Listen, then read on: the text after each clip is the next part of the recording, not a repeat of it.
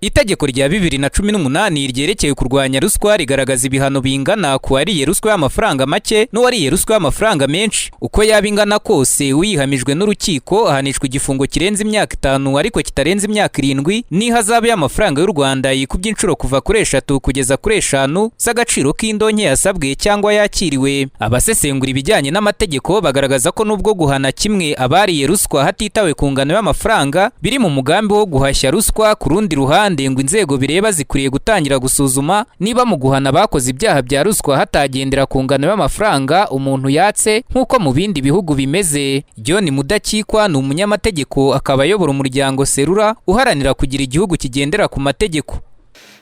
Amahame y'uburenganzira bwa muntu nuko avuga ko ateganya yuko ibihano byose mu gutekerezwa hagomba kugendera ku mpamvu ebyiri. Icyambere ni icyo bita proportionality cyangwa se kuba itegeko cyangwa se igihano giteganywa kijyanye koko n'ikigambiriwe. Ese birakwiye ko abantu uwatanze cyangwa se wakira ruswa y'ibihumbi 200 na miliyoni 100 bahanwa kimwe?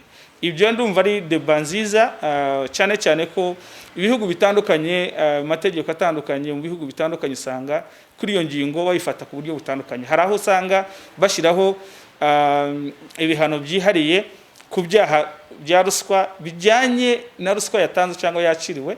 Ku ruhande rw'abaturage bo bagaragaza kutavuga rumwe kuri iyi ngingo. Hari abagaragaza ko ruswa uko yaba ingana kose ari icyaha, abandi bakavuga ko wariye ruswa y'amafaranga menshi akwiye guhabwa ibihano biri hejuru kurusha uwariye ruswa y'amafaranga make. Wa undi uriya gato kavuye kuri ruswa nta kuntu ahita yumva biryoshye ku buryo n'akanini atakareka.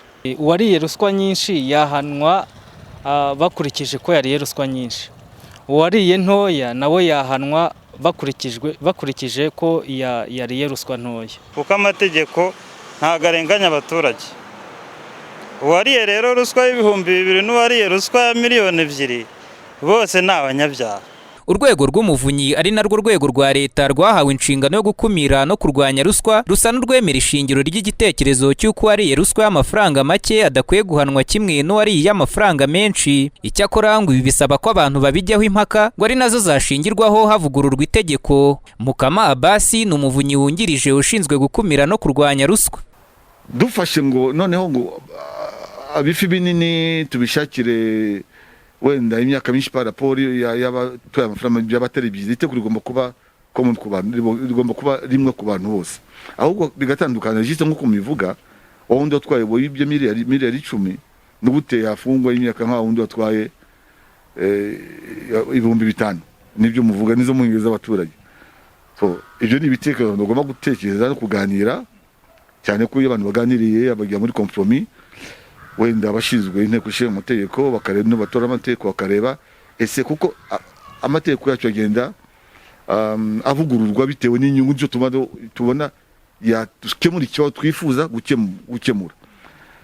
Wenda bibonetse yuko abenshi biba amafaranga menshi bagenda profita ko bakaturi imyaka mike bakabona ko byaba ari ikibazo, wenda inteko ishinga amategeko ishobora kwicara bakareba ukuntu wenda bahindura ingingo zimwe na zimwe. Nubwo u Rwanda rwashyizeho ingamba zikarishye zo guhashya ruswa aho yagizwe icyaha kidasaza, ku rundi ruhande abarebera ibintu ahirengeye bavuga ko intandaro yo kuba ruswa ikirangwa mu nzego zinyuranye ari ukuba barya amafaranga menshi badafatwa, ahubwo hagafatwa bahawe amafaranga make. Daniel Hakizimana, Flash TV.